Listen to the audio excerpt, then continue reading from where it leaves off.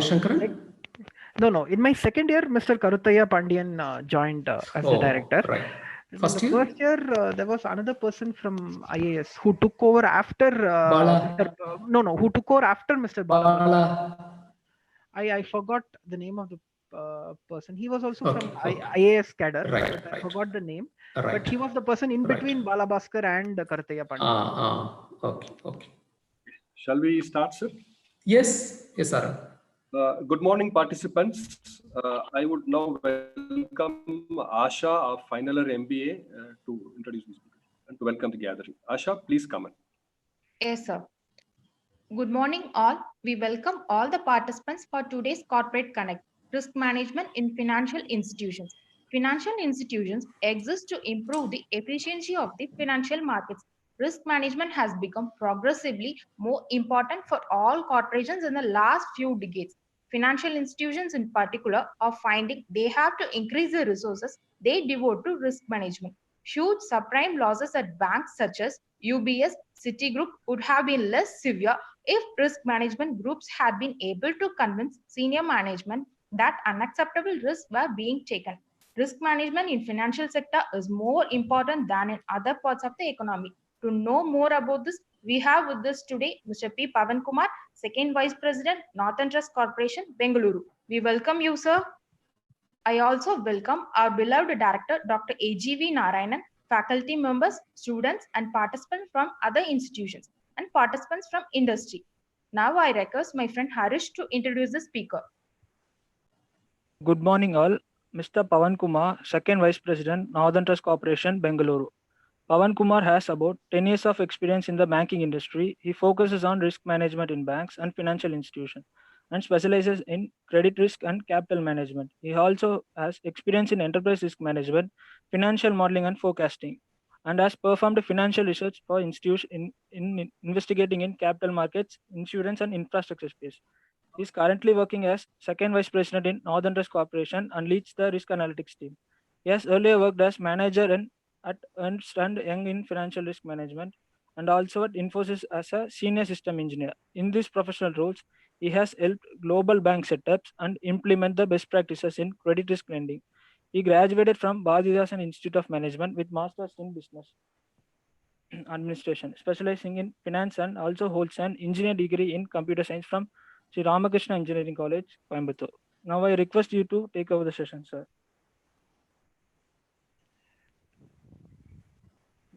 Thank you, Asha, and thank you, Harish, for the introduction. I think Asha put it perfectly well, the need for risk management in financial institutions today. Thanks again. And again, thank you, Harish, for the special introduction. Before I begin, I want to thank Dr. A.G.V. Narayanan sir, who gave me this opportunity today for sharing my experience in risk management in financial institutions. Thank you, Doctor. And I also want to thank Professor Sriraman, who's been coordinating with me over the last couple of days for the technical joining of this webinar and other things. So thank you, Professor. So let me share my screen and let's begin with today's session.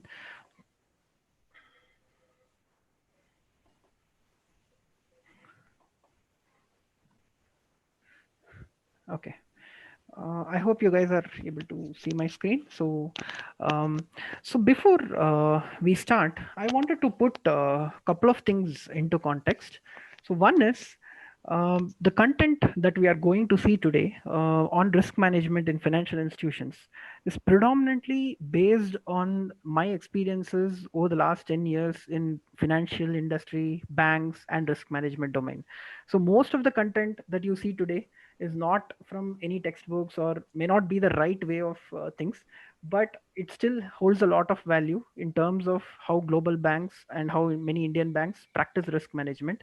So hence there is a disclaimer and more of a request here not to quote several things out of context, because the perceptions of risk management differs from person to person and also from banks to bank because of their strategies. The second thing here, the purpose of today's session is to give all the students and other sections of the audience today an basic understanding into this gamut of risk management industry. So we are just going to touch like a tip of an iceberg of this entire world of risk management. And I will not be delving into a lot of technical details into how risk management is implemented or what goes inside the strategy implementation and so on. So I'm restricting myself to certain basics so that all sections of the audience are interested in the session. I thank you everyone for joining the session today, and I hope there will be several takeaways before we conclude. So moving on, I'm just one second.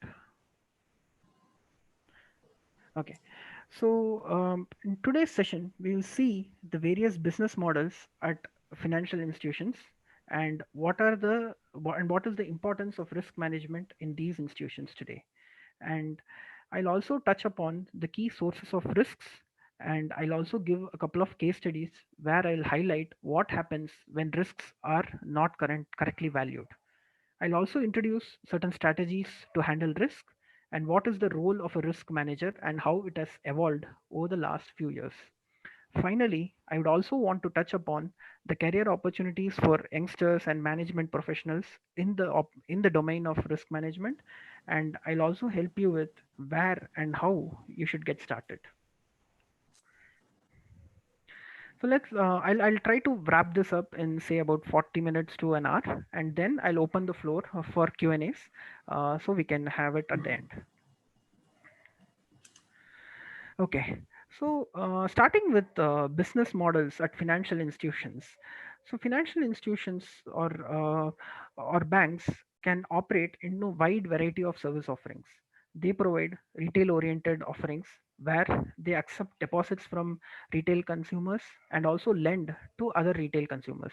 They can also operate in commercial domain where they accept deposits and lend to commercial institutions, or they can also do asset management business where they manage funds for high net worth individuals or in a wealth management category, or they also generate fees from putting up schemes in managing mutual funds.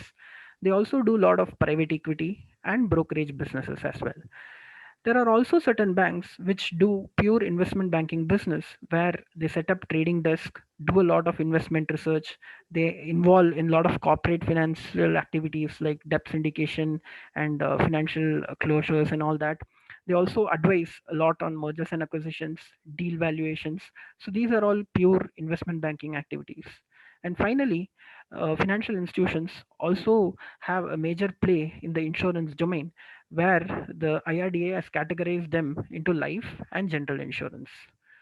So it is imperative to understand that globally as well as in India, banks offer services in all these domains, across all these domains. But the strategy of each bank remains different.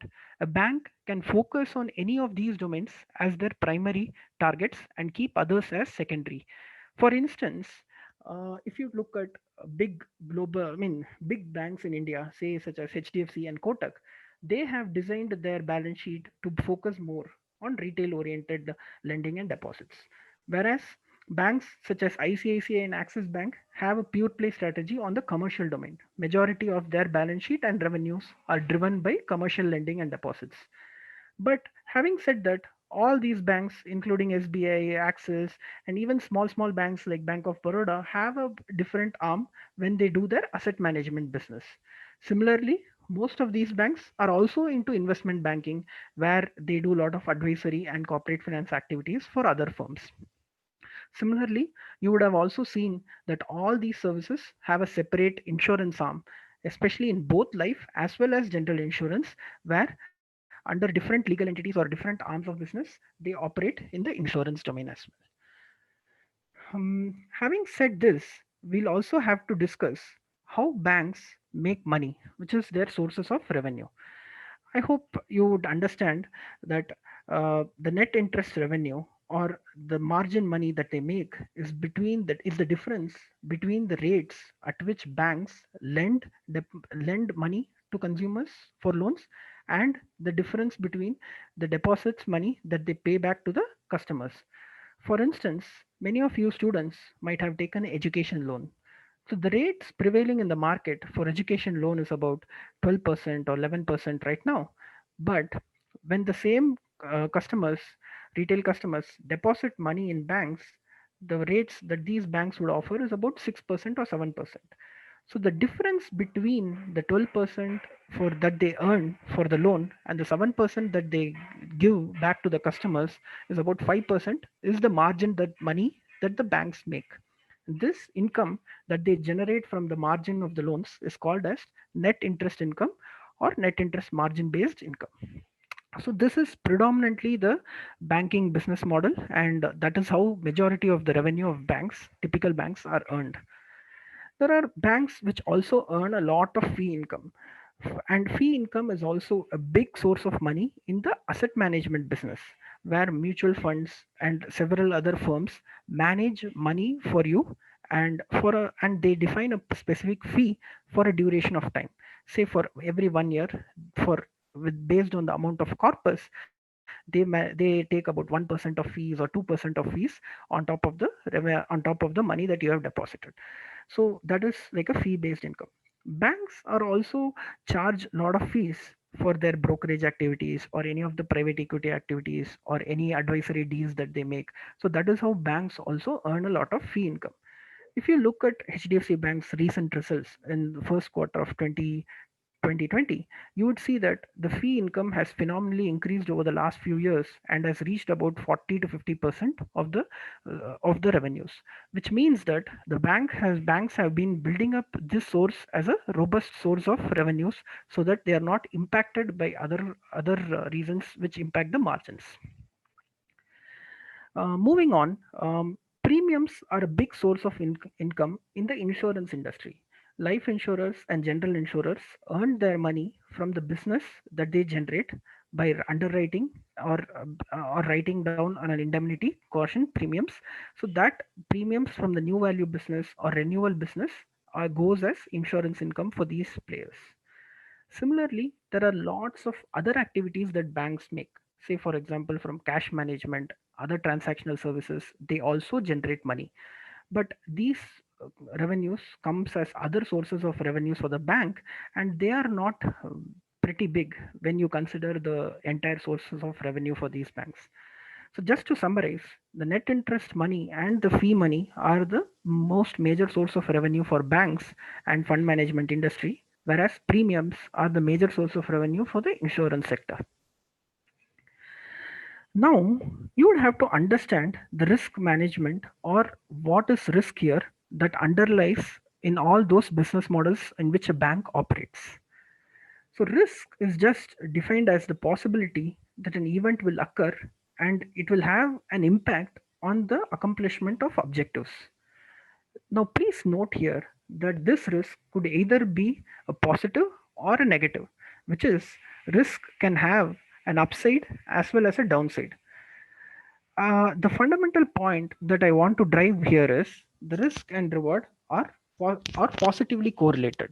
That is, the more risk you take, the better will be your reward. If you understand the financial institutional environment, these environments are highly regulated and very intensely competitive.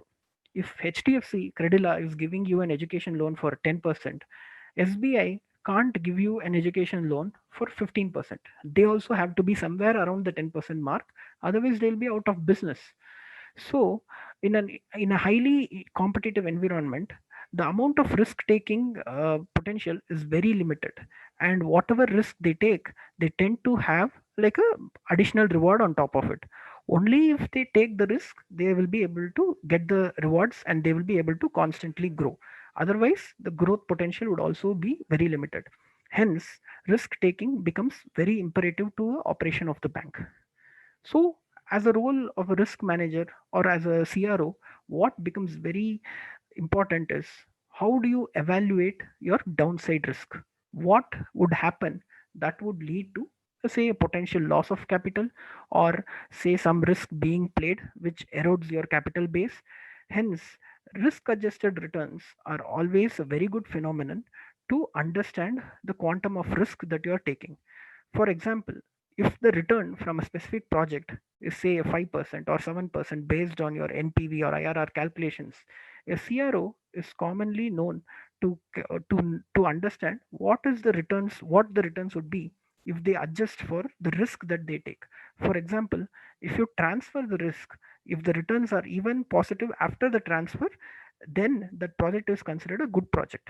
But considering all the risks in the books, if the NPV and IRR of a certain project goes negative, then that means the risk that they are taking is not advisable.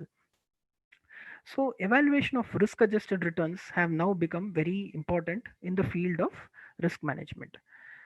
To put things even more similar, I think Asha also brought this point that to understand why financial institutions are very important today, we have to appreciate that financial institutions act as intermediaries.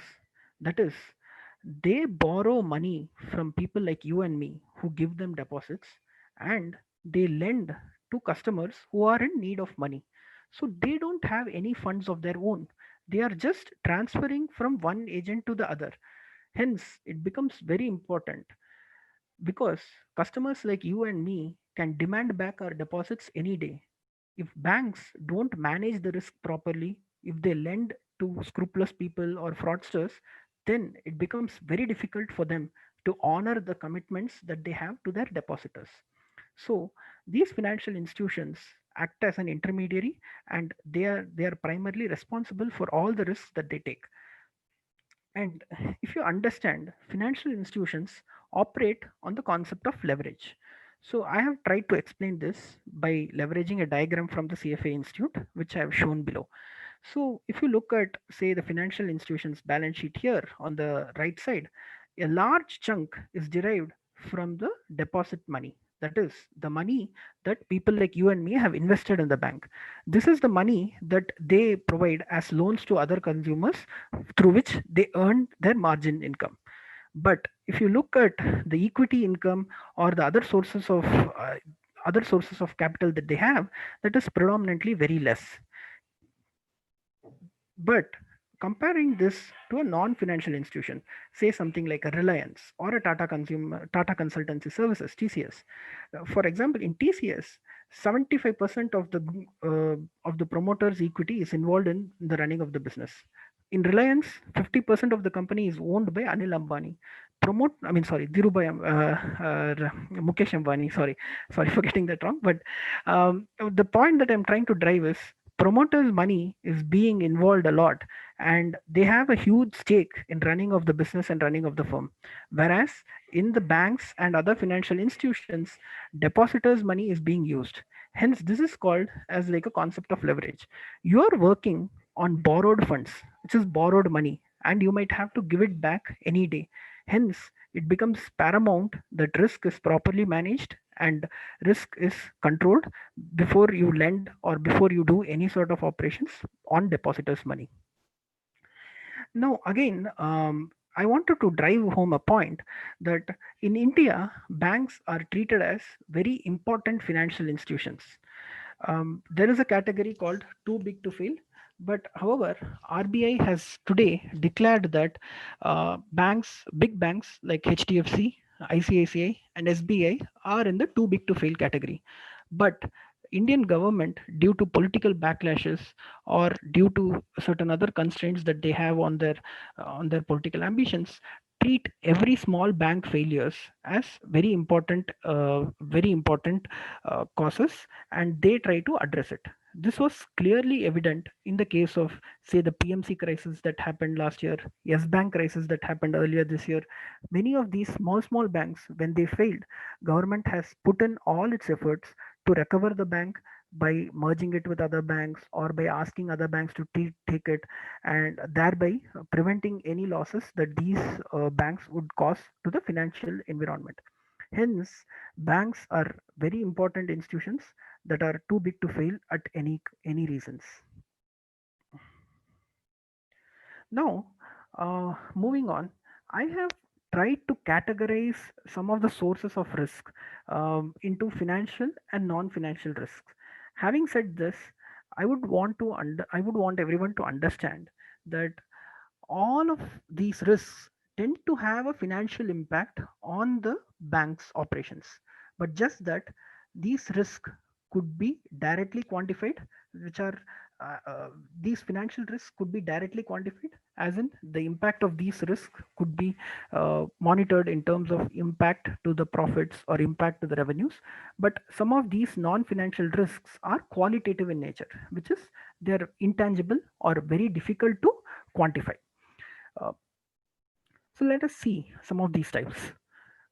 Credit risk predominantly occurs when a particular borrower or a particular counterparty fails to provide the payments on time. So a common case in point being a couple of months back, Anil Ambani led most of the companies like Reliance Communications, Reliance Infrastructure, they all went into bankruptcy.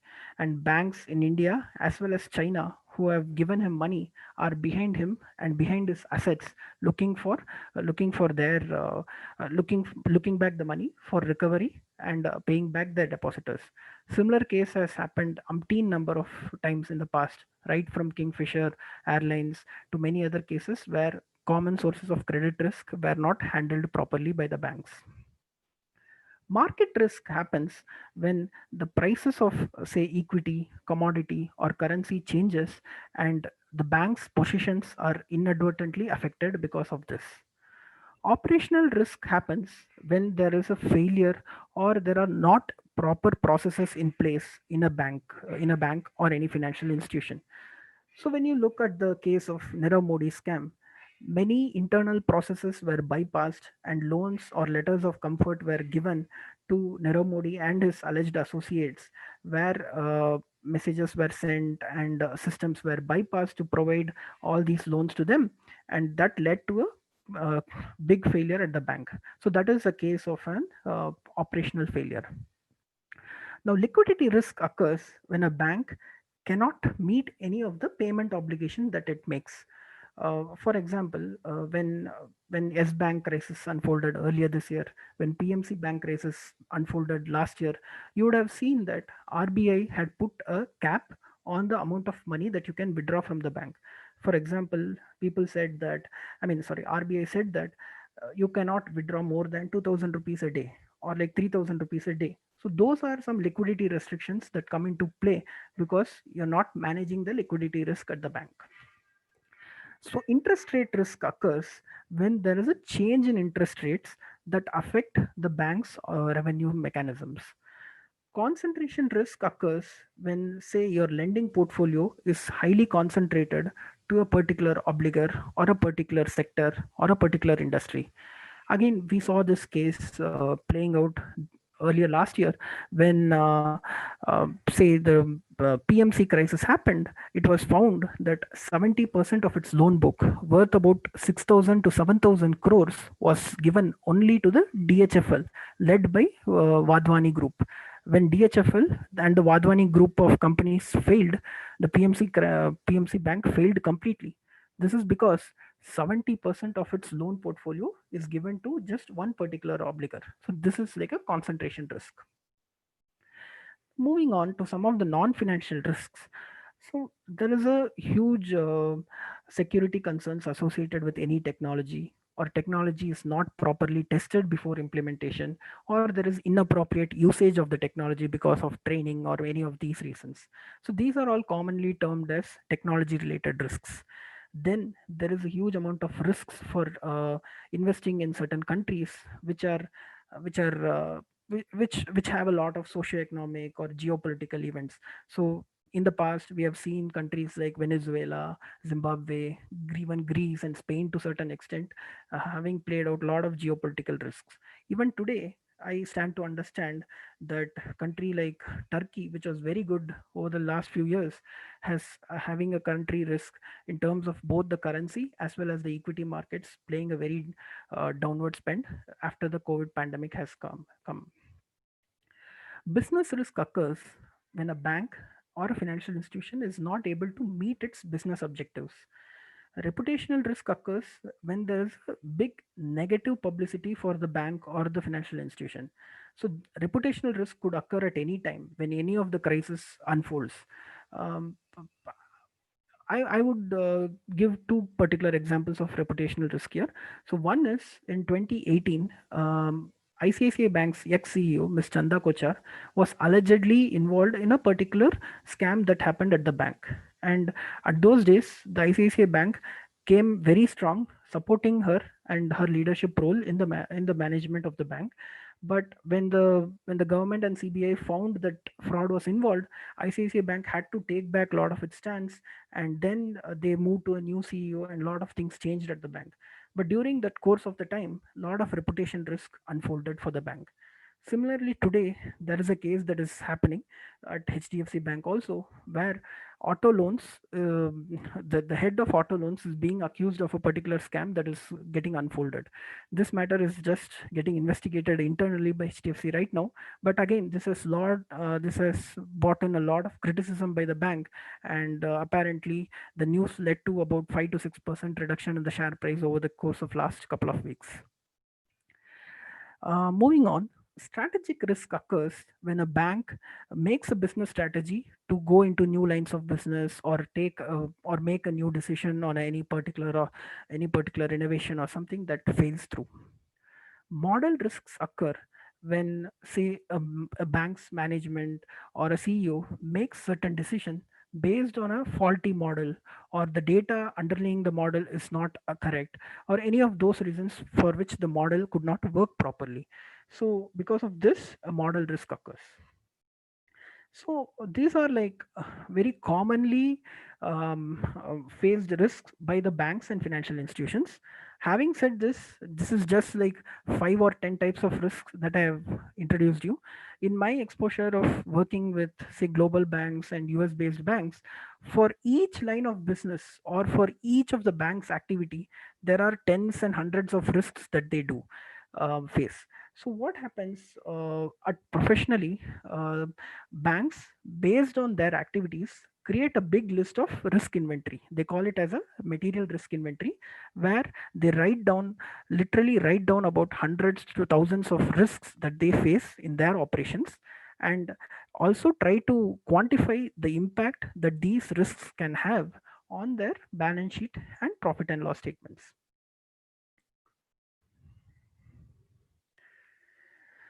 So I would also like to touch upon some of the other business models where certain key risks are important. In the fund management industry, run on the fund is a very big risk that the industry faces. We had this critical case in Franklin Templeton when they closed some of their six of their funds earlier this year in April. So there were 6 schemes that were closed because of certain liquidity issues and market issues. But one of the schemes, I believe it was a money market scheme, that was not closed. But customers felt that tomorrow this scheme might also be closed, and there was a run on the fund, which means about 2,000 to 3,000 crores of money from this particular scheme was withdrawn by customers in a matter of a week. So this is like a key example of run on the fund, where depositors or the customers of a particular fund want to or demand to get back their money in a short span of time. Then there are also mark to market losses. So if you understand the fund management industry, every day they calculate their NAV, which is like a net asset value, where they value the fund, value their securities of the fund, and also try to do some sort of sales to manage their liquidity positions. So in this space, they have to know the market value of their instruments every day, and they do a lot of mark to market calculations. Any sort of risks arising out of this calculations are called as mark to market risk. Then most importantly, many of the fund managers in the past have switched between companies. So this leads to key management personnel risks. So if you understand fund management industry, they are run by certain individuals who act as fund managers, who manage the money for you or for return of fees. When these fund managers deliver good performance, they are attracted by some other companies within the same industry or different industries. So then what happens? They switch jobs, and by that time when they switch, the information gets out, and lot of the schemes in which they manage money the money is shifted from this to the new company where they go. So it is like a big fund management risk that many of these companies have faced in the past. Now, in the investment banking industry, there are three other risk types that I want to touch upon. One is investment strategy risk. So if you look at the investment banking industry, they give a lot of buy calls, sell calls, uh, hold, neutral, exit, a lot of these calls that are given. So many of these are based on the strategy that they want, that they see that are playing out in a particular company. So these strategies could go wrong and bring about negative feedback or negative impact on the calls that they make. There are also certain valuation risks that they face. So if you look at the operations of investment banking industry, they advise a lot of clients on deals or also on acquisitions. So they value a company based on different methodologies, commonly available methodologies, and these valuations could sometimes go wrong because of not understanding the risks from the company or several other reasons that don't play out. Hence, valuation concerns are always predominant, and we have seen this happening multiple times in the past. Most recently, if you understood, IRCTC went public. IRCTC was valued at the final share price that was valued for IRCTC was about 300 or 400 rupees. But at the end of the day, the when the share got listed, the listing price was about 1,000 rupees. So Indian government had a acquisition over JP Morgan and few other associate banks, which did this valuation, saying that the market didn't factor in the market demand for their company, and the valuation was gone horribly wrong. And I also read in the media that payments were delayed and strict enforcements were made for them to correct the formulas of valuation that they use. These investment banks also face a lot of underwriting risk. So investment bank also act as underwriters or anchor investors in many deals. That is, they invest in these companies first and then bring in other players. So when these underwriting calls go wrong, there is a negative impact that obviously happens. This again brings a lot of impact on the reputation and other aspects of these banks. So, at a high level, these are the risks that are faced by, say, the fund management and investment banking industry. And for the purpose of our today's discussion, I'm not focusing more on insurance business, because the risks in insurance business are pretty different and more difficult to understand and cover in a small session. So I also want to help the audience today to understand what is meant by a systemic risk. Now let us forget this slide and look at an analogy. Um, Suppose you are driving a two-wheeler, and the two-wheeler you are driving, you are driving at a very low speed. You are wearing a helmet. You are taking adequate precautions. You have your insurance. You have a third-party insurance as well. But having done all this, you can still meet with an accident. This is what this happens when you share the road with several other players who are also using that road and potentially do not manage their risks properly. This in finance is called as systemic risk or risk of being interconnected. Since you both shared the same road, you land into trouble because of lack of risk management by other person. Excuse me.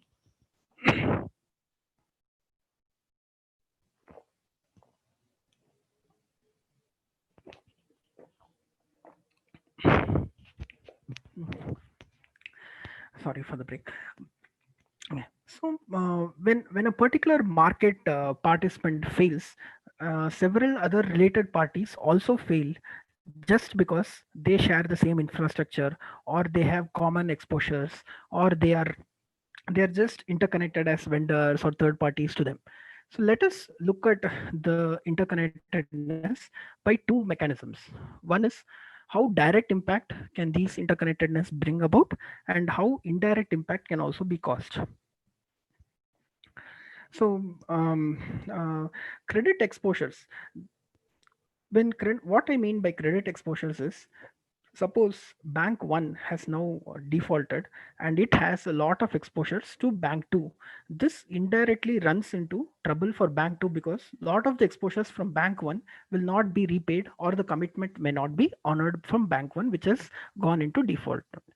So there are also cases where there are common market infrastructure relationships. The terminology might be a little complex, but it is very simple to understand. So if I remember exactly, in March 2nd or 3rd, 2020, this year, S Bank's failure was brought about, and a lot of its technology and infrastructure systems didn't operate for a couple of days. S Bank was a pioneer in fintech evolution, and it provided the UPI platform such as PhonePe and I think even Paytm or a couple of other vendors. I knew that PhonePe used S Bank's UPI system. There were a couple of others player also. So just because Yes Bank was ran into crisis and it was in trouble for a period of 2-3 days, PhonePe didn't work at all, or even Paytm and other parties which were using that UPI system didn't at all work, and they had to change the vendor or they had to change to a different infrastructure to get up and get back into operational. So this is a case where underlying systems are being shared between banks, and suddenly one banks or one institution goes off, the other party also gets disconnected. No, vendors and third party also are impacted because of banks. For example, Infosys and TCS had a big impact during the 2008-2009 global subprime crisis. When these subprime crises happened, a lot of these IT vendors who provided softwares, who provided solutions, or who even provided manpower to these financial institutions had to take a ramp down or had to take a hit on their business because the banks were not ready to spend more on in terms of the IT and other systems. Now, indirect impact comes when situations exist when you are commonly doing business with banks that have failed. For example, say if Bank 1 and Bank 2 have invested together in a particular project. Suppose Bank 1 fails. Now Bank 2 gets impacted because the project that is being funded is not getting adequate funding and the returns from the project will get impacted. So, because of no risk of yours, just because some other party failed, you will also be impacted. So that is like an exposure to common assets. Mark to market losses. Uh, this is pretty easier to understand if you know about fire sales.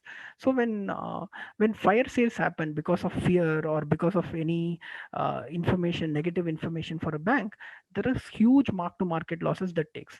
For example, a share value which has been pledged can drop from 5 rupees to 1 rupee in a period of say a day or two, just because there is a negative information about the bank, and other banks which are holding shares or which are holding any securities from that bank have to take all these losses on their books. Then there is a case of information spillover everywhere. Even during this COVID-19 pandemic, there were several negative or false information that were spread, and that spillover can lead to many harmful effects for banks. Some of these might be true or not be true, but what happens at the end of the day, every investor or every shareholder wants to be more careful than the other. This can be very clearly illustrated with the example of ICICI Bank. So back in 2007, 2008, ICICI Bank had a lot of global ambitions. They were having a big funding arm in UK, a big funding arm in Canada, and they had, I guess it was about 20 or 30 million dollar exposure to Lehman Brothers. If you understand the subprime crisis, Lehman Brothers were the first ones that were impacted because of the crisis, and Lehman went down. And just because ICICI Bank in Canada or UK had a small exposure to Lehman Brothers, there were tons and tons of people here in Bangalore, Mumbai, everywhere queuing outside ICICI Bank, thinking that ICICI Bank would also go bust tomorrow, and lot of fixed deposits were broken. ATMs were again and again and again filled with money, and customers were just taking out money thinking that there is a big risk on the bank. It was even quoted in media back in the day that Mr. Narayana Murthy himself withdrew about 1,000 crores of fixed deposit from ICICI Bank, and he moved his money to a couple of other banks, including SBI. That is because of the linkage that he felt that this bank had with Lehman. This is the point about systemic risk, which is like, even though you are not directly involved and having managed all your risk, still you could be a risk because of the systemic issues and interconnectivity.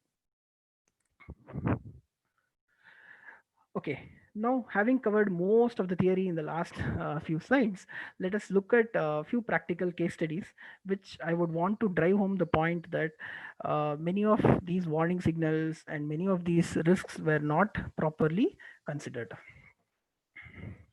So let us look at one of the very famous cases in India, which is of Kingfisher Bank.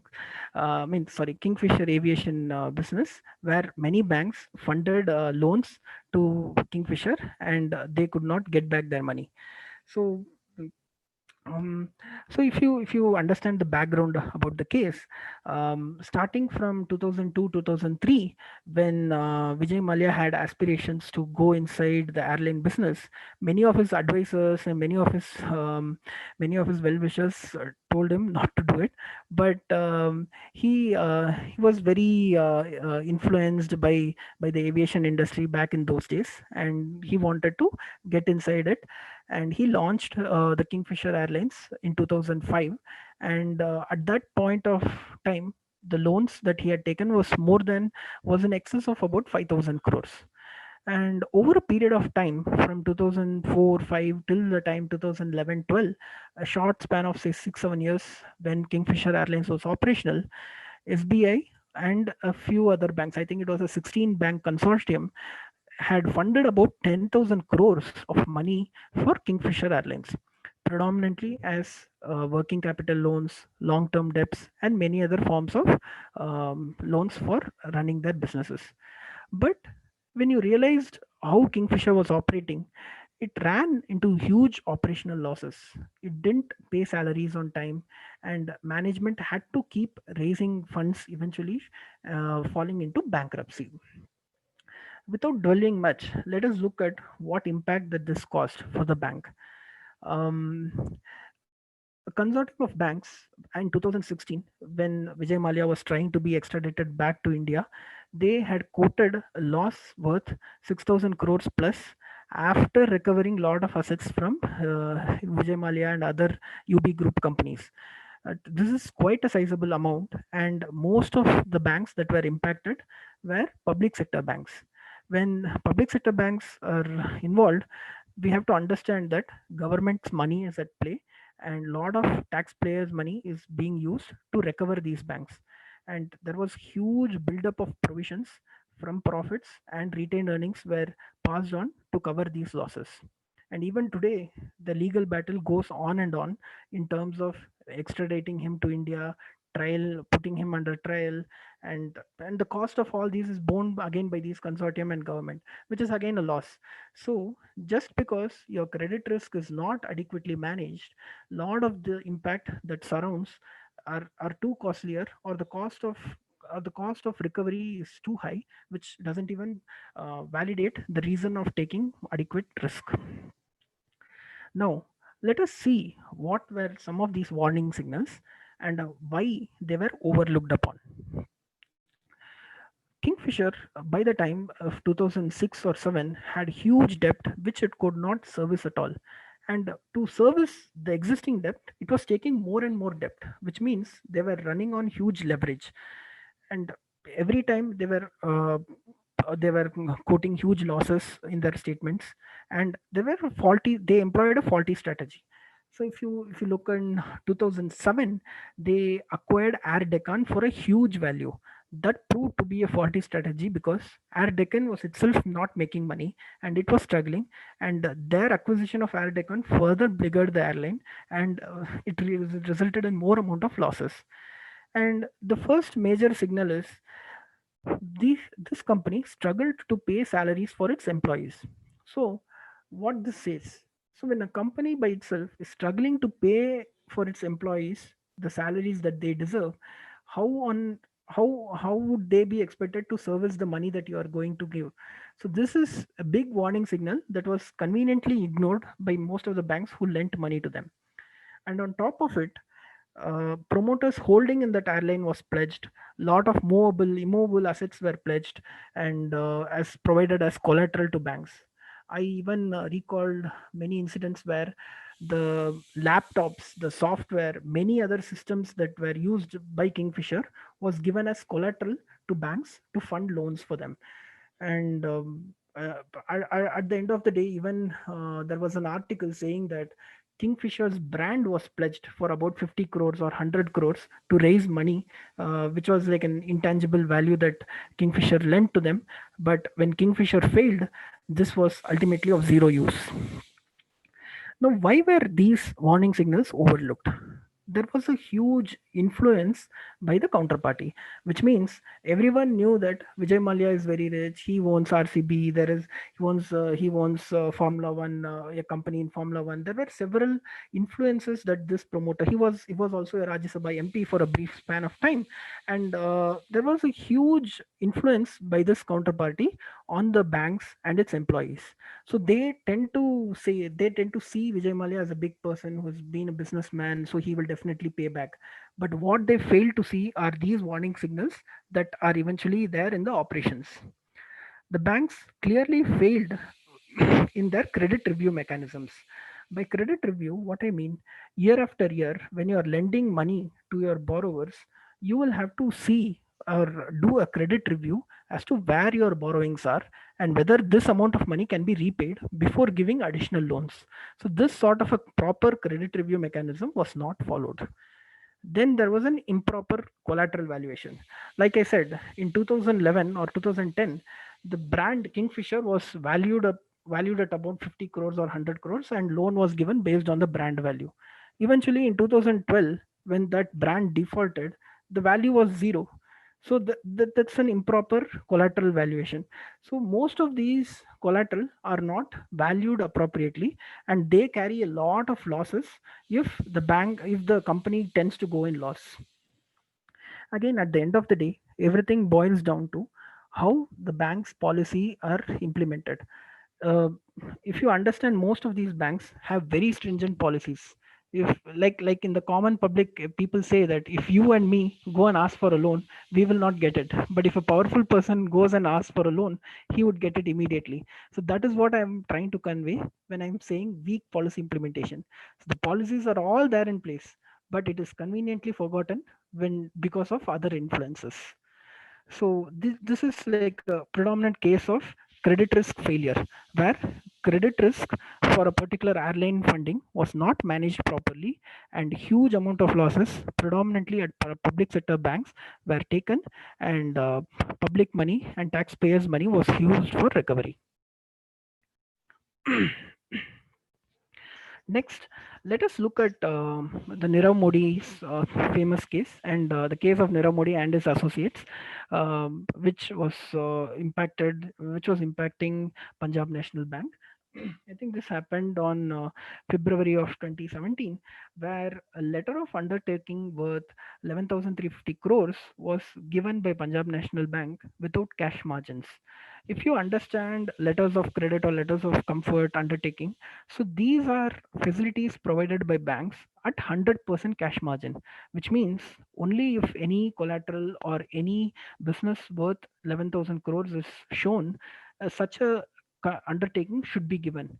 But what happened internally is, uh, Nirav Modi contested that such letters were given in the past, and deals have been evaluated, forcing the employees at the banks to give them at without any cash margins. To execute these deals, PNB's core banking system was bypassed. International financial system SWIFT was messages were sent using SWIFT to overseas branches, and these these letters were triggered from PNB via Axis Bank, via Union Bank of India, and few other banks, and ultimately the end companies, which were Nirav Modi's other companies and other agencies, took out the money from Punjab National Bank without giving any collateral or without any cash margins. So what happened at the end of the day? PNB's shares fell by about 28%, and PNB had to take a big hit.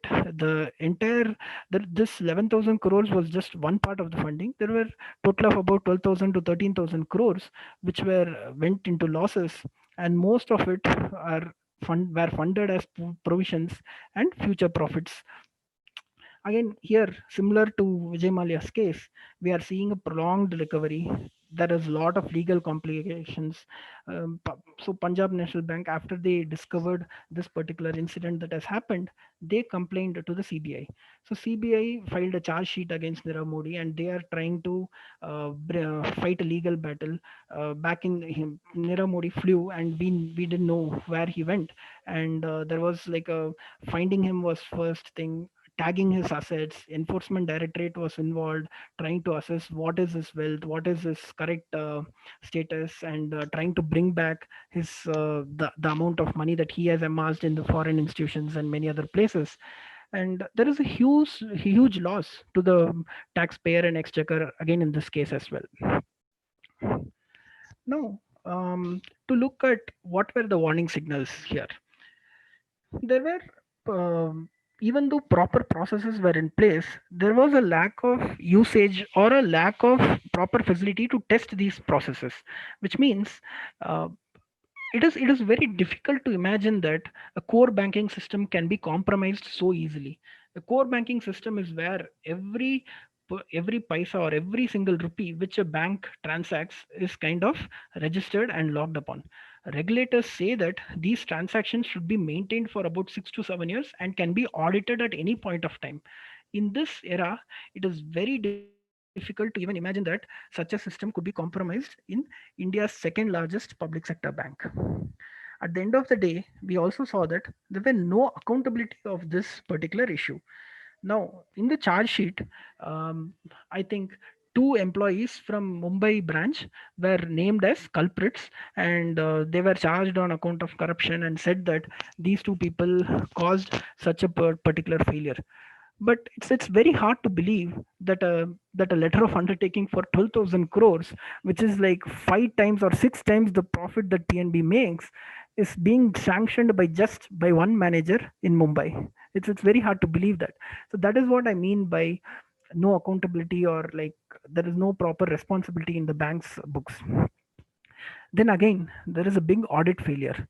If transactions are possible bypassing the system, then what is the use of having a proper audit system? What is the process that they are following in internal audit, external audits?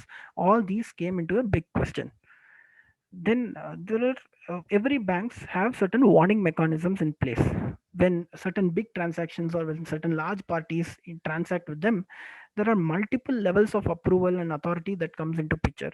And it is very casually quoted by PNB that such checks were not in place, and these loans were obviously committed to them and they had to oblige by it. So many of these warning signals were ignored. And again, similar to Vijay Mallya's case, let us look at some of these common reasons as to why they were overlooked upon.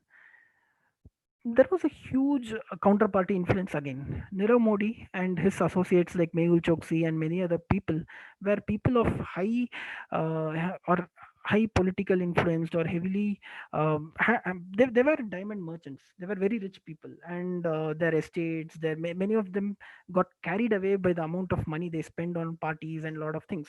So when you look at that person, you get some form of respect. Oh, he's a big guy, he will be able to repay. There should not be any problems. So when they force you to do certain things, you just do it, and then without realizing what would be the correct impact. So that is the amount of influence that these parties have on certain employees or certain third parties and get the work done. There was a clear case of negligence, corruption, and many other items that were filed in charge sheet. And again, the importance of system testing was not done. So when when companies like TCS or CTS or Infosys, they have a lot of these softwares and testing that are done on top of their core banking system. This the importance of this testing was not correctly carried out or executed, which led to certain messages being transmitted by bypassing the system. Then, first place, there was failure in reporting and disclosure. When such transactions happen, there are multiple levels of reporting that go through before a particular execution. So, reporting and disclosure norms were clearly overlooked upon, and none of them claimed accountability for it. So here you have seen a reason of proper operational risk failure being played out, and how one or two bank employees bypassed several of these processes or policies which were not operating correctly or efficiently, and managed to kind of bring a loss of about 12,000 crores for the bank. And ultimately, it's again, like I said in the previous case, is a huge loss to the exchequer, and taxpayers' money is being used to recover bank.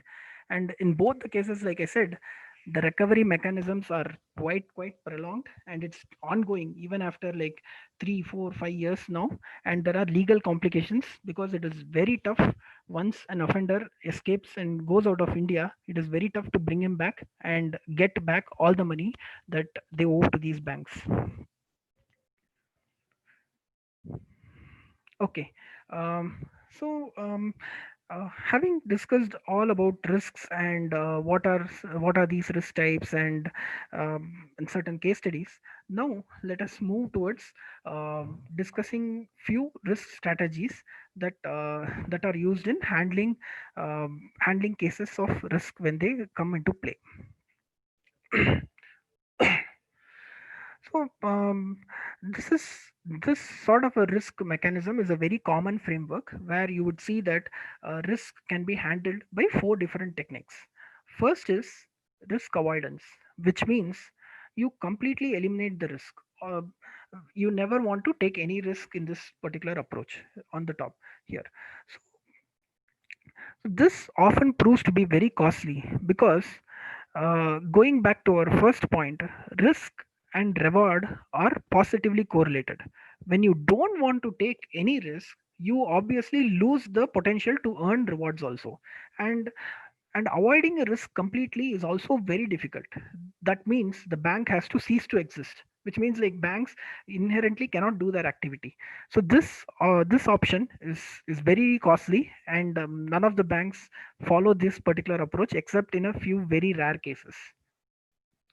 Now, the second option is risk transfer, where you transfer the risk that are inherent in your activities to other parties.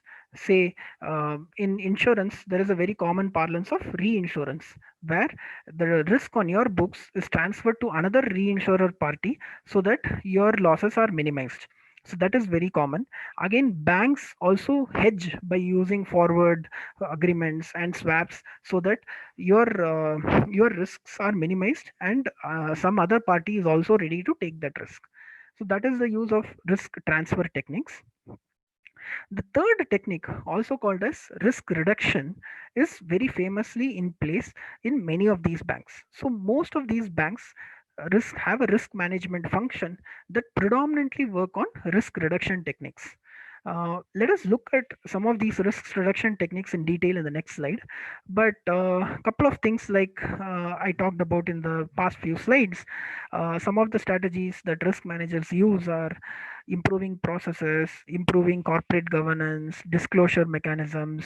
They also build a lot of loss provisions, because if you know that you are giving loans to parties like Kingfisher, Reliance Communications, and a lot of these, you better build up some provisions to safeguard yourself when eventually there are losses that are going to occur.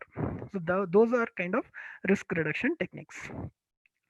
Then finally, there is a risk retention technique, which means anything you do, there is a small amount of residual risk that always will come through.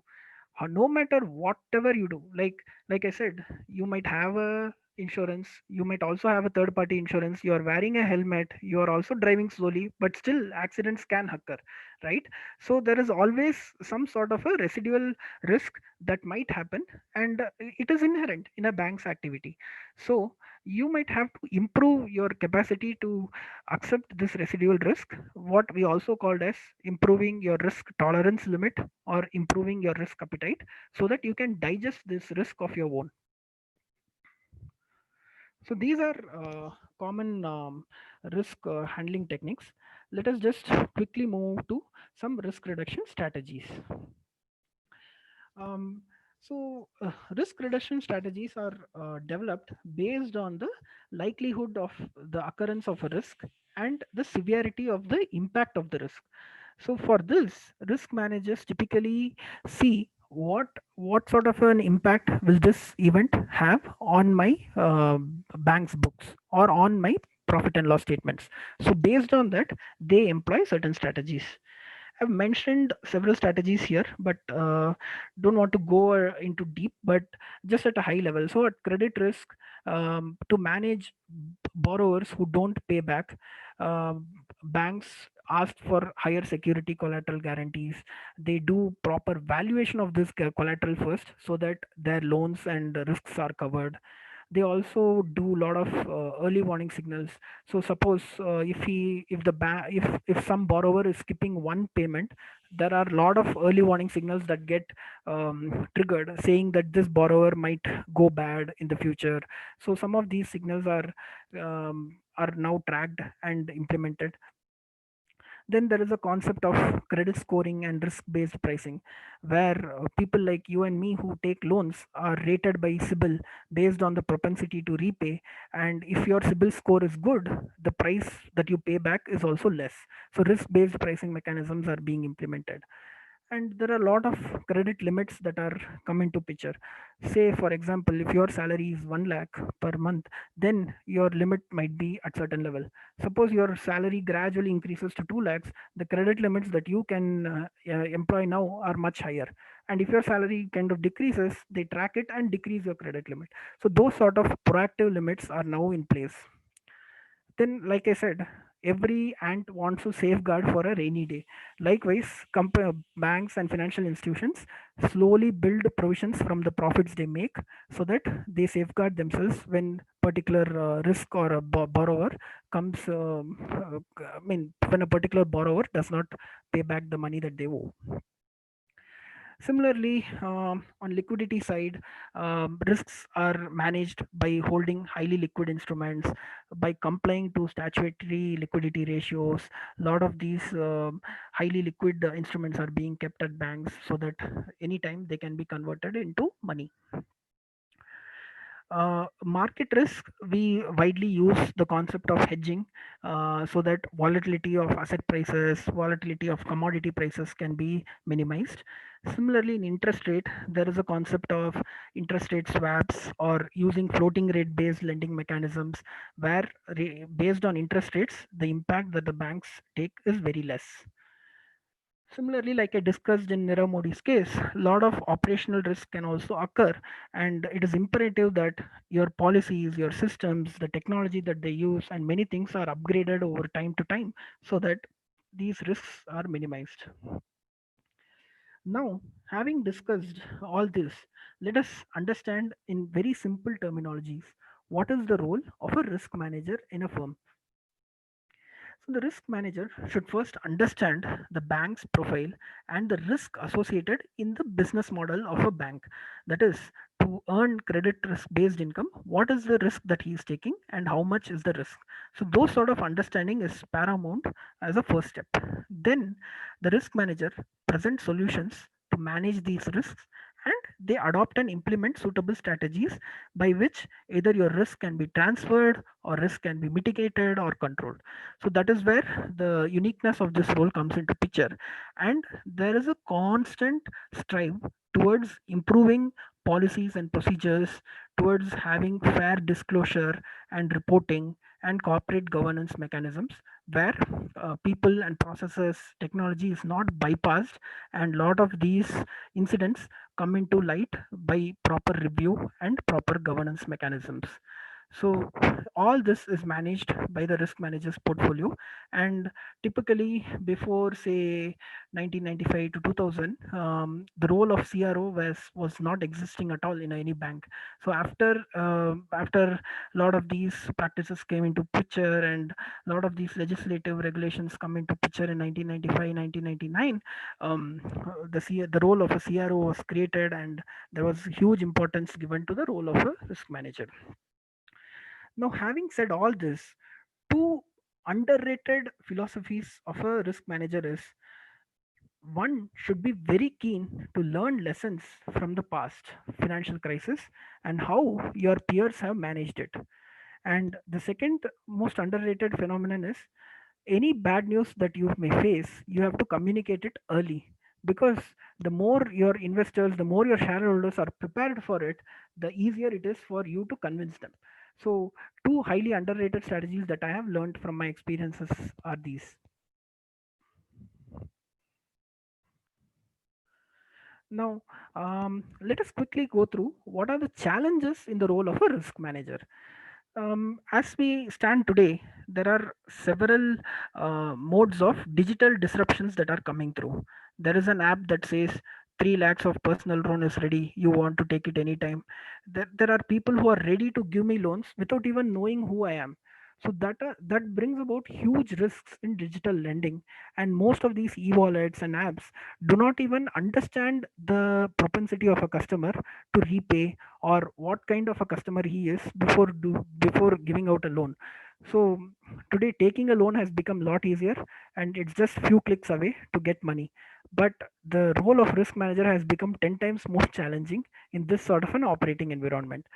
Similarly, if you look at cyber securities, information technology companies like LinkedIn over the last couple of weeks have failed to manage the security, and have failed to manage the passwords of several of their key users. Like I remember the incident where the profile of Barack Obama, profile of Bill Gates, profile of several other people on LinkedIn was hacked by few people, and fake messages were posted demanding for money and all that. We have even seen cases in the past, may not be in India, but this is a foreign example, where hackers from North Korea, where hackers from Bangladesh have hacked banks from Europe, banks in Middle East, and have stolen crores and crores of money because uh, their servers were liable for such hacking mechanisms. Similarly, the risk manager should also be aware of new age risks that are coming into picture. Like I said, because of a pandemic, today there is a 6 month moratorium, 9 month moratorium. No one imagined that I I have to keep paying my depositors every month in terms of their liabilities. But the money that has to be coming back to me in terms of loans, that is not coming in. Everyone has a 6 month moratorium now, 9 month moratorium now. How do I manage my asset liability in this sort of a situation? Now, there are even more bigger challenges that are going to come into the picture: climate change, biodiversity, global warming. Because of these, which parts of the world, or which parts of the globe might be affected? Few industries might get affected. Some infrastructure companies might not get their approvals, or the returns from these companies might go down because of environmental concerns. All these sort of risks have to be assessed before giving out of loans. And today, there is no mechanism to even understand these risks, forget evaluating and addressing them. So there is a huge challenge that is going to come in terms of understanding these sort of new age risks. Again, there are advances in machine learning and robotics that a risk manager also has to understand, because many of these softwares are new, and they can be prone to errors and mistakes, and there is a common phenomena that these softwares could be risky for a bank's practices. Then again, every regulator and every country is now bringing about more stringent compliance policies, and to operate in a particular country, you have to abide by those countries laws, countries regulations and all. So these are again posing challenges to the risk managers who are trying to abide by these legislations and still trying their best to give back the business best they can, so that they can earn money by making business in that country. So this is like a summary of all the challenges that are being faced right now in the industry, and there are no solutions right now to this, but there is a lot of debate on how the field of risk management is going to evolve over the next few years. Okay, now coming to the last part of our presentation today, and I hope our students would be encouraged to see this. Um, what are the career opportunities for people in risk management, and how you can play a part in this particular industry? No, if you understand Indian banking sector, to enter it is very difficult. You have to write exams, you have to compete with a huge crowd of people, and everyone wants to, like, getting a job in a bank was a question of pride, or say it was like, it was like எனக்கு பேங்க்ல வேலைனா ஒரு பெரிய விஷயம், so something like that, right? So it was very tough back in those days, but right now it has become little easier. But if you look at this risk management industry, last year, if you look at the article on your left, in August 2019, um, Nirmala Sitharaman, the finance minister, brought in a rule that many of the managers and senior manager cadre for risk management industry can be hired directly from the market. That is, you can bypass these exams, and you can bypass any of these stringent rules that are applicable to other roles, and you can hire them directly from the market. This is like a boon for our industry, at least the risk management industry, where people in these sort of skill sets are very difficult to get, and hence the market is now open.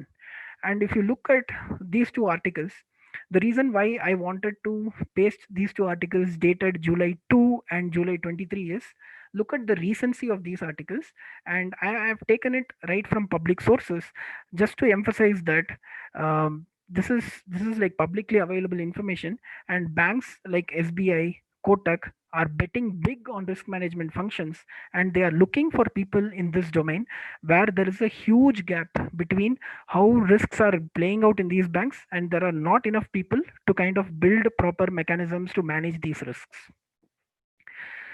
So, like I said, in the current context, this risk management industry in India is just it's just the tip of the iceberg. It's just very nascent stages, and there are plethora of opportunities available.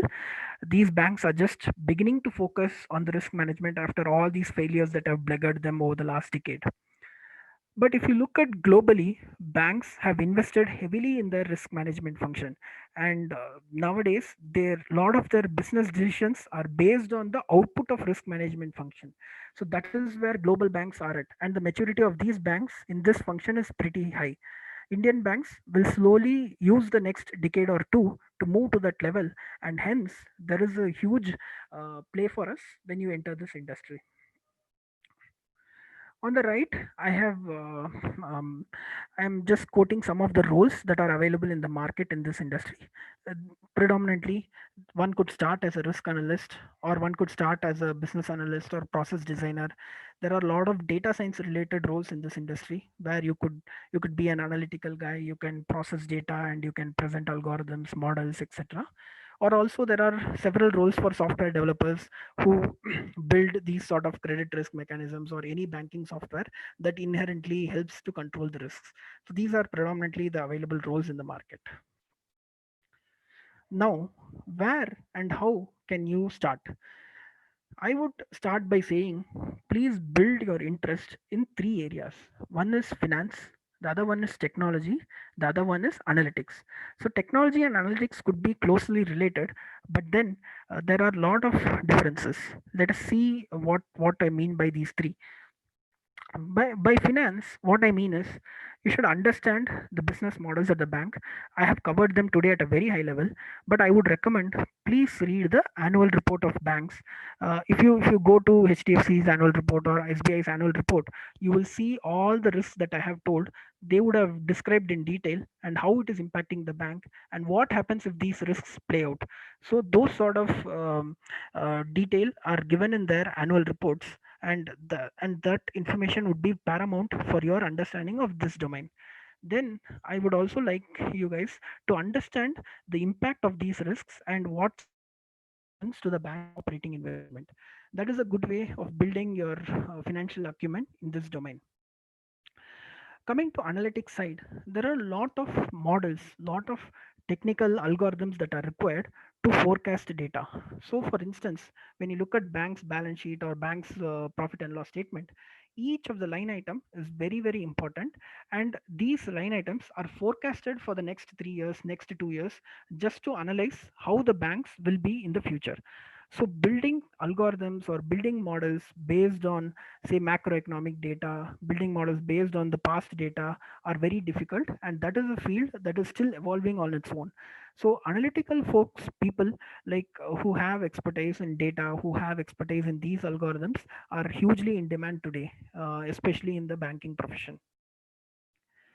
By technology, I mean that you could be a very good coder, you can understand programming languages, you can understand the design and structure of these credit risk softwares, and you can even try to build out your own algorithms for how data should be flowing and how these softwares will help in managing your underlying risks. So having said that,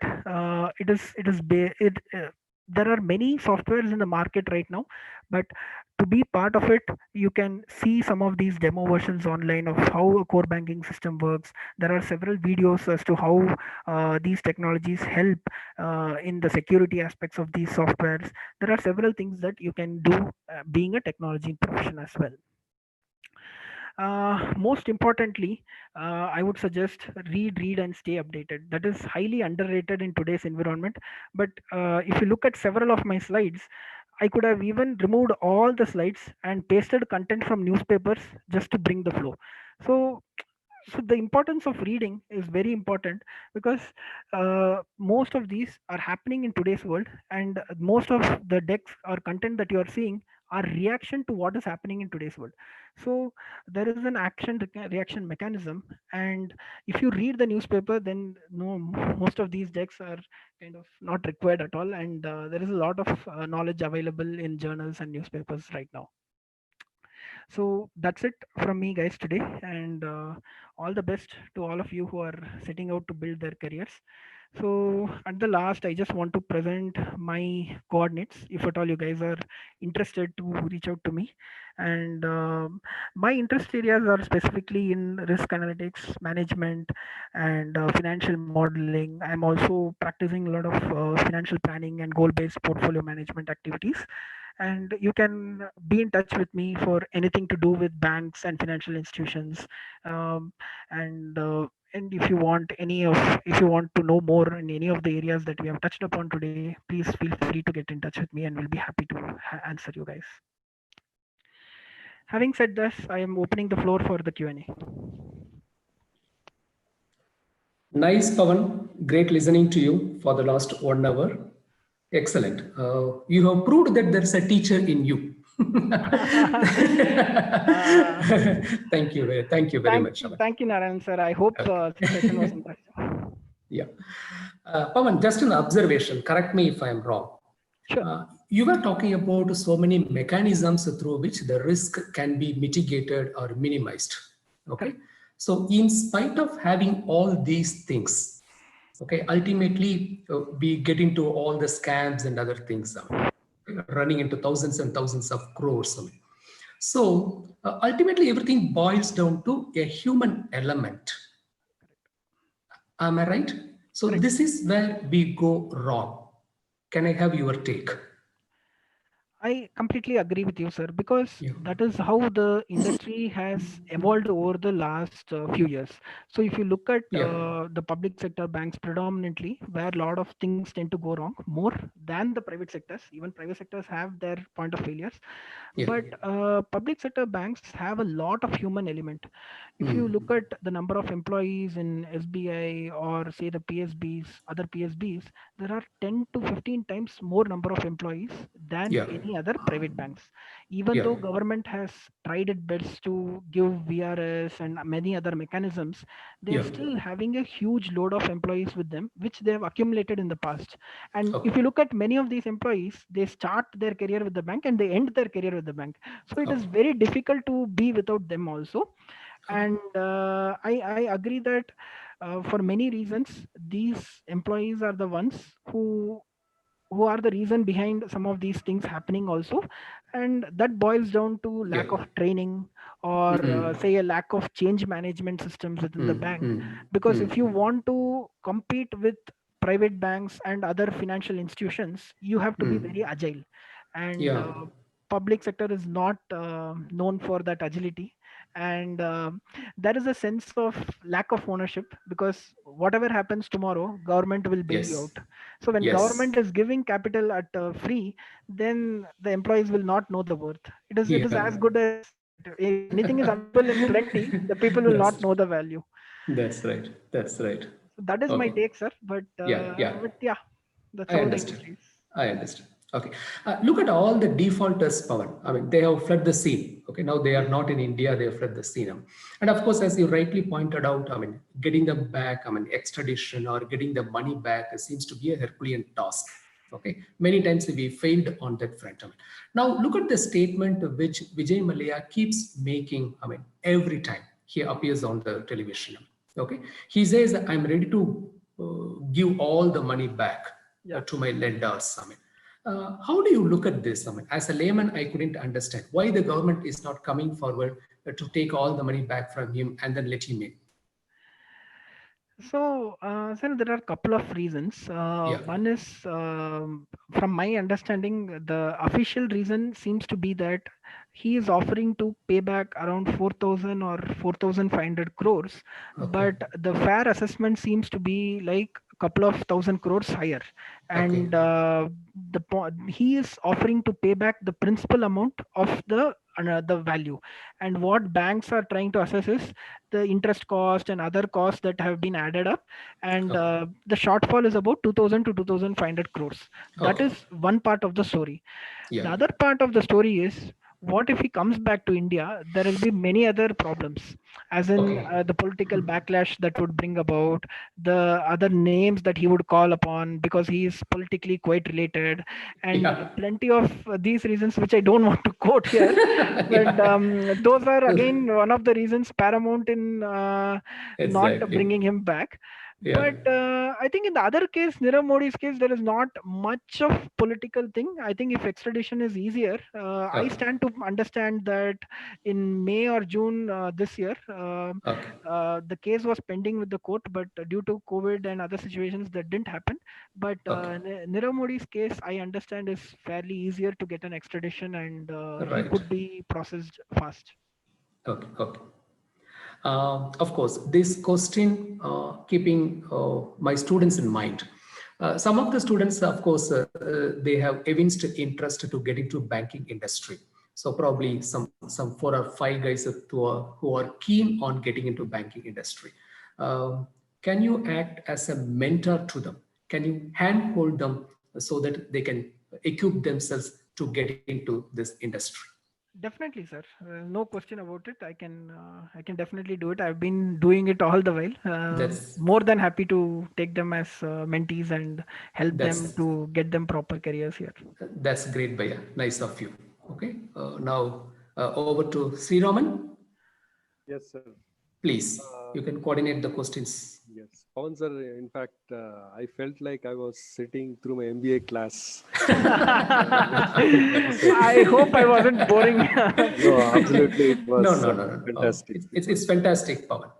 So if you had, I had to change this presentation a lot because one, I have to take examples more of Indian context, because if you look at the companies I have worked, and I've predominantly dealt with global banks and different examples, and the audience also has some level of understanding. So I had to go 2 steps back so that I can bring more sense to the audience here. And the second thing being, this session has to be completely interactive, because at the end of couple of slides, I would ask 1 or 2 questions, try to gauge people's understanding, and then the next few slides will go based on their psychometric understanding of what is happening. Doing this as a webinar is a difficult, challenging on its own, because you don't know what your students are and you don't know what is happening. So I hope I have done my best, Shiraman sir. Yeah, good sir. It was really fantastic. Now I will call upon student. Siddharth, I have unmuted you. You can ask your question.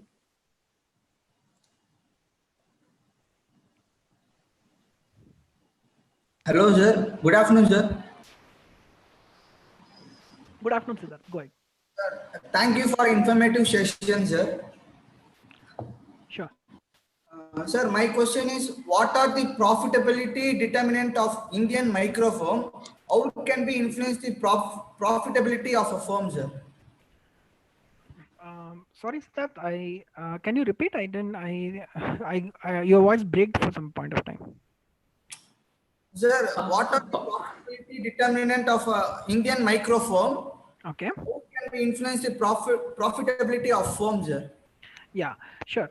So if you look at some of the micro firms that are operating today, I would take the example of, say, micro firms in the financial domain, say something like the non-banking financial institutions.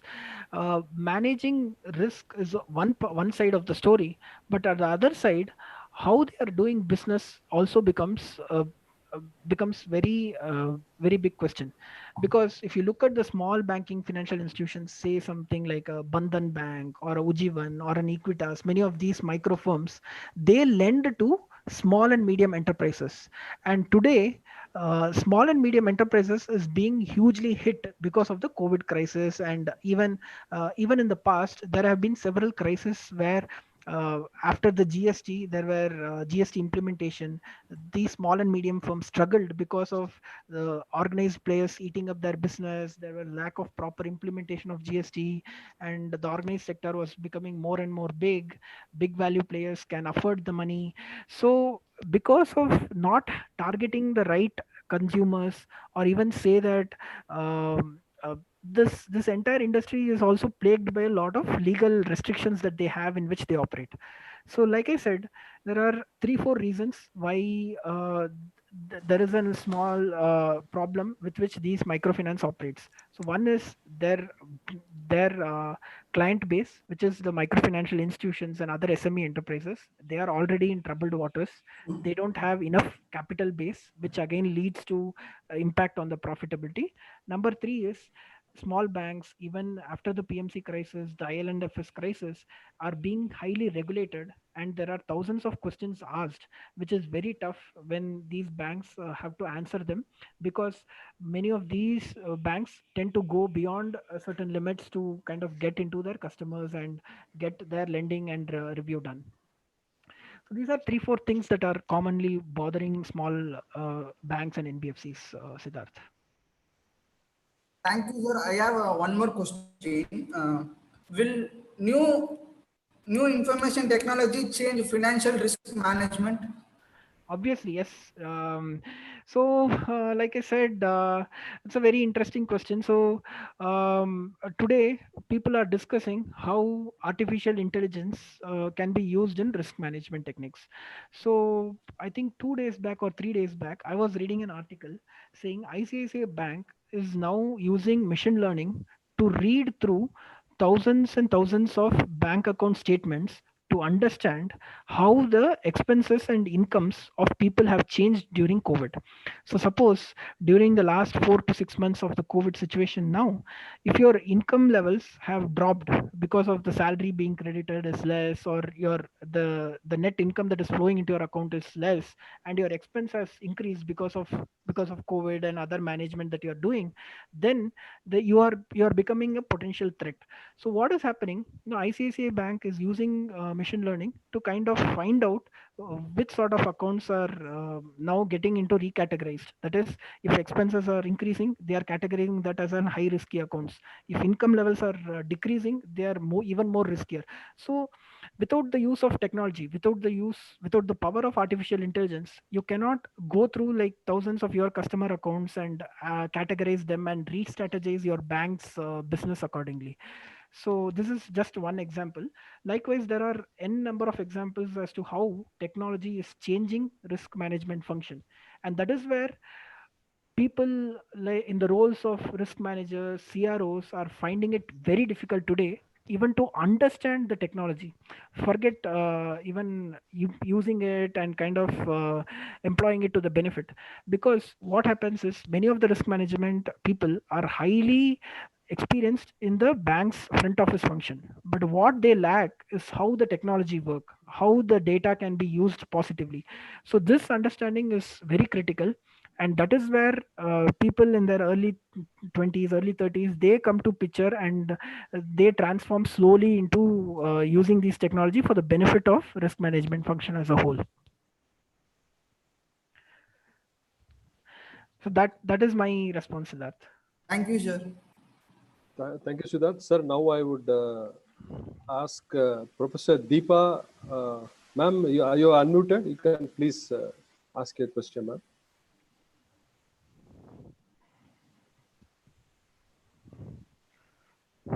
Hello. Hello, ma'am. Yeah, please go ahead. Yeah. Hello. Sir, wonderful class from your side or seminar. Actually, few days before, I was reading through this Discovery Bank, which is functioning in South Africa. Okay. And they are, I think they are the first behavioral bank, one of its kind in the world. And they try to control the financial behavior of people who invest with them, and try to bring down the risk altogether. Yep. Okay, so maybe in the input itself, you bring down the risk. Yep. Can that kind of an approach be adopted by banks in India who run on those models, on customers based Behavioral models? Yeah. So there are certain restrictions, ma'am. So globally, this is particularly allowed in US and UK in advanced economies. So there is a phenomenon called as PCLI, PCLD. This is called as proactive customer line increase, proactive customer line decrease, where based on customers' behavior or customer scores or any attributes of the customer which are available to the bank, Exactly. the Yeah. credit line that is offered to a particular customer is increased or decreased. So Yeah. PCLI means proactively doing it, proactive credit line increase. So what happens? Your banks try to understand your profile. They use several other social medias, every other data that is available about you. They try to build a 360-degree profile of you. And if you are moving from one segment to another segment, like if your social status is increasing, and if many of the other metrics in which you fall are improving, then they proactively go ahead and improve your credit line. Whereas if they find that you are going down, then they will do a proactive credit line decrease. But coming back to your question, ma'am, implementing in India is tough, especially for banks. But maybe for pure credit card companies like American Express and and maybe even for the banks which do like a sole credit card business, they can do it.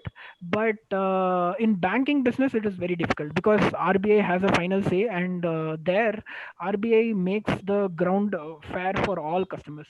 No matter if you are a X customer or a Y customer, the limit is 10,000 to be withdrawn every day, and the limit is available for all. So you can't increase the line or decrease it. There is a very tight limit of doing it for proper banks. Okay. Thanks, Mr. Pavan. Thank you. Yeah. Thank you, ma'am.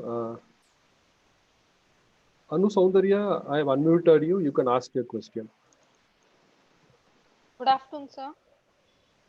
Good afternoon, Anu. Yeah. Sir, is there any insurance for banks against political risk? It's a very difficult question again, but political risks are say if something happens in a third world country, or something happens in a different country where you are getting invested in, yes, there is insurance.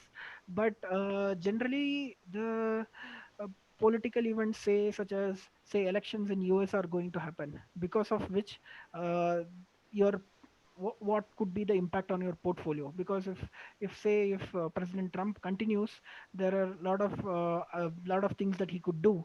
Whereas if Republicans go out of power and if Democrats come back, there are a lot of different industries and a lot of say a trade war between US and China could be like a bottom agenda. It could not be a first up agenda. So in some cases, political issues are very impactful on a bank. Say, for example, in the case of Standard Chartered Bank, which is which is headquartered. I mean, it's not headquartered, but it has a very big operations, and its largest source of revenue is in Hong Kong and China. So they are one bank which is kind of impacted by the US-China trade war. So in many cases, they have tried to kind of hedge their positions and they do their own insurance mechanisms so that they are protected against many of these failures. But having said that, um, not all activities can be insured, and in many cases predicting the outcome of political events, geopolitical events itself is very tough, and the cost of insurance could be very very high. And today no insurance player globally formally protects you from geopolitical events. So it is just bank have to manage it as a strategy internally, where they can reduce exposures to countries which are running into political risks. Okay, sir. Thank you. Sure. Thank you, Anu. Nambi sir, we have Professor Nambi with us. Sir, I have unmuted. You can ask your questions. Good morning. Am I audible? Yes, sir. Good morning, sir. Yes. Mr. Praveen, thank you very much for the excellent presentation. It was very nice to hear. Thank you, sir. Thank you for the feedback. And yes. in fact, you have been talking about risk strategies like risk avoidance, risk transfer, risk reduction, risk retention, etc. To do all these things, basically, you need a proper mechanisms and metrics for risk measure and metrics, right? What are the Yes. popular metrics that is used by you? Okay. Sir, this is a very specific question. So I would like to take a particular example and give you a certain situation. So I work more on credit risk management side. So where you lend money to borrowers and borrowers fail, if there are borrowers who fail to bring back the money to you, then there is a potential of credit risk. So one of the strategies by which we measure credit risk is understand the profile of the borrowers.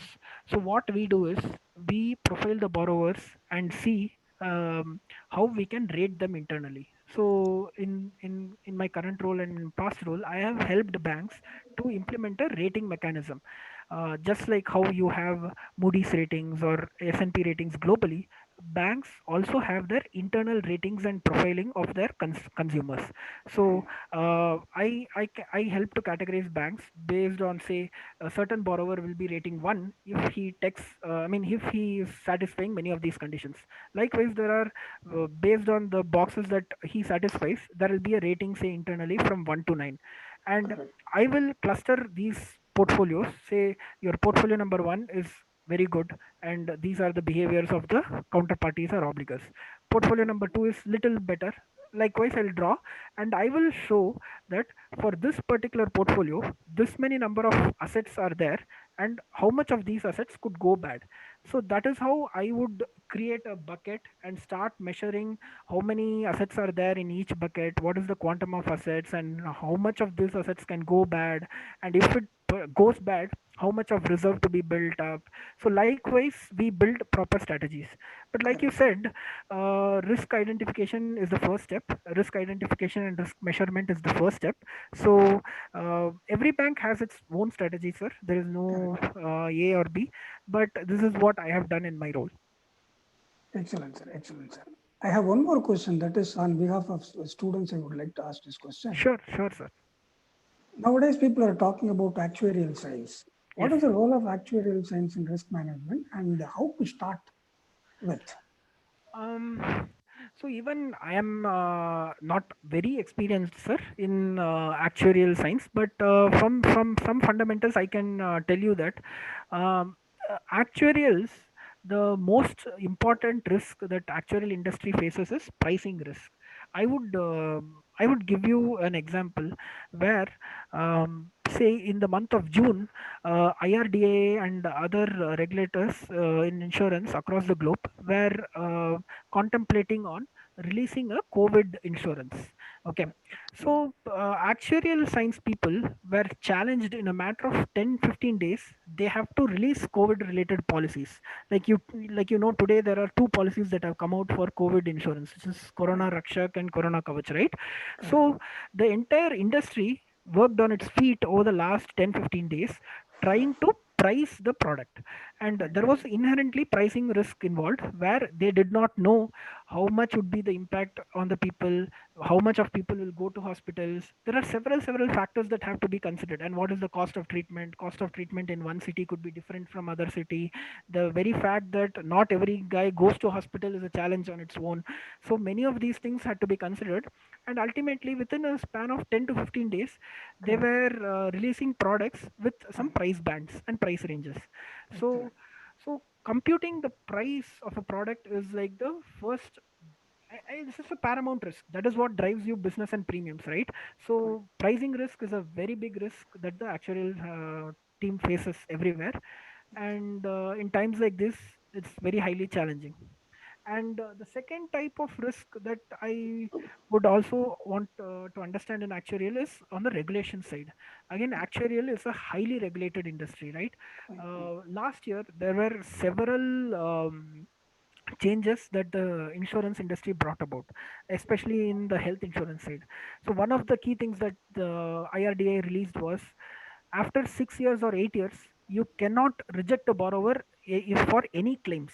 As in, like, if you as a customer has taken the health insurance policy 6 times with the same company, after the seventh time, whatever you want to claim, they will have to fulfill it no matter what. There are no cases in which you can go back on the amount that you have insured about. So these were certain difficult strategies to price in, because regulations are driving the market, and if one guy is doing it, the other guy also has to do it. It's a highly competitive sector also. So pricing, risk of regulations and competition is kind of high in that sector, sir. That's what I stand to understand. Correct. Thank you, sir. Thank you very much. Thank you so much. Thank you, Professor. Yeah. Thank you, sir. Manoranjit, you can ask your question.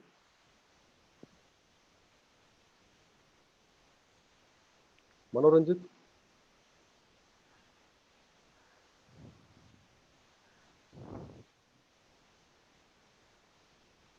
Okay, I don't know. There should be some issue with them. So before that, I have a question, sir, before someone comes. On the one hand, sir, we have this COVID crisis. Particularly, I'm talking about the salaried class who take these personal loans and who have all these credit cards. Basically, all these are unsecured loans. And when they issue this, they give it based on their salary slips and etc. And now with the people losing jobs and where salaries are cut. So what do you see, sir, going forward in this segment? How it's going to evolve? Very interesting question, Sriraman sir. So I would like to quote a study done by RBI. So if you look at RBI's website, I think 3 days back, RBI released a financial stability report as to how it sees that India's like lending portfolios would decline from a period from March 2020 to March 2021. So if from that report, I understood that today the level of NPAs in banking industry in the scheduled commercial banks is about 8%. That is, there is a possibility that 8% of your banks are classified as gross NPAs as of March 2020. So because of this coronavirus situations, lot of business going bad and lot of even jobs losses in private sector, lot of lot of negative things happening around the globe, there is no recovery that is planned as well. So because of this, the RBI is saying that there are 3-4 scenarios which can play out over the course of next 1 to 2 years. One is the baseline scenario, which is like an expected scenario, likely expected scenario over the next 1 year. In this, if this scenario has to happen, RBI says the current 8% of bad loans will increase by 50% and move to about 12 to 12.5%. And this is just the baseline scenario, sir. And I'm not even talking about any stress or adverse scenarios which have like a 15 to 16% of bad loans in those kind of cases. So definitely the impact is going to be very tough.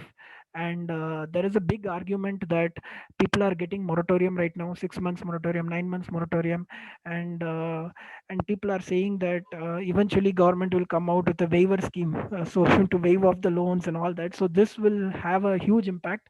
And if once so there is a famous saying, anything you do for 21 days, it kind of becomes a part of your life. So if you stop paying banks, say for a course of 3 months to 6 months to 9 months, you will never want to feel, I mean, you never want to pay the banks again. So that is like a very big fear that RBI is having in its pipeline. And the fiscal stability report kind of reflects that. So sir, just to answer your question, RBI at least predicts that bad loans will increase by about 50% to the current levels as of March 2020. Okay. To adding on to that question, sir, now these personal loans, most of these personal loans are now covered by this insurance. Do you think these insurance will take care in case if there are any defaults? Sir, yes, definitely, sir. But I would again want to emphasize one fact here. Um, Insurance would always be used only at the last step, and getting insurance out of these loans is very, very tough. Be it personal loans, be it deposit insurance, on any types of insurance on banking products is usually the last step, because banks are again the parties who are involved in the insurance process also. Yes. So if you look at, I will take another example to drive this point, sir, if you may allow me. So there is a famous example, sir. You can invest up to 1 lakh or up to 5 lakh in any bank. Even if the banks go default, you can get the money because your money up to 5 lakh is now insured. But that seldom happens, sir. Say, for example, when PMC crisis happened, when the S Bank crisis happened, the banks go into bankruptcy, or banks go into a file for bankruptcy default situation. And there are months and months and months of where the legal battle has to happen. Someone has to come and look at the situation, approve the liquidating process, and then finally only after 1 or 2 years there is a solution in sight. By the time you saw in PMC, there are many people, I couldn't even believe, sir. There is a one driver in Punjab whose father, whose ancestors had assets of over 11 crores, just invested only in Punjab and Maharashtra Bank because they know one branch manager very well. So just because they knew that, they had invested their entire 3 4 generations worth money just in one bank, taking a huge risk, and suddenly that bank went into risk. That guy committed suicide because my money was not available to me when I wanted it. What is the use of having an insurance when you can't take the money when you want, and you will have to wait for months or even probably say years before the insurance can pay back that money to you? So these sort of scenarios are very difficult to face in the real time. And I would always want to advise whomever I give professional advice also. So whomever I advise, I tell them to not to rely on any of these insurance mechanism, and just to take debt or take leverage only to the extent that they can manage. Beyond this, the insurance comes into picture, but that's always a last mechanism of retrieval. Thank you, sir. Participants, if you have questions, please put it in Q&A, or you can raise your hand.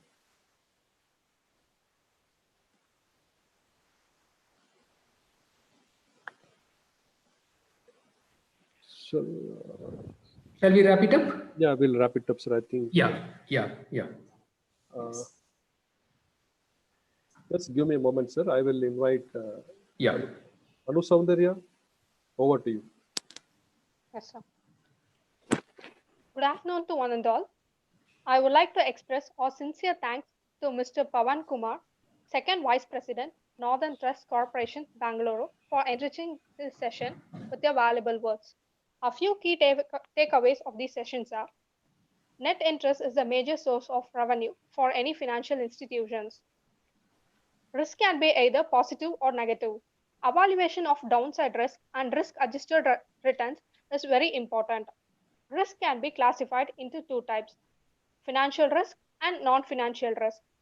There are four strategies in order to handle the risk. They are risk avoidance, risk transfer, risk reduction, and risk retentions. Once again, thank you, sir. I also extend my heartfelt thanks to our director, Dr. AGV Narayanan, faculty members, students, and participants from other institutions. Thank you all.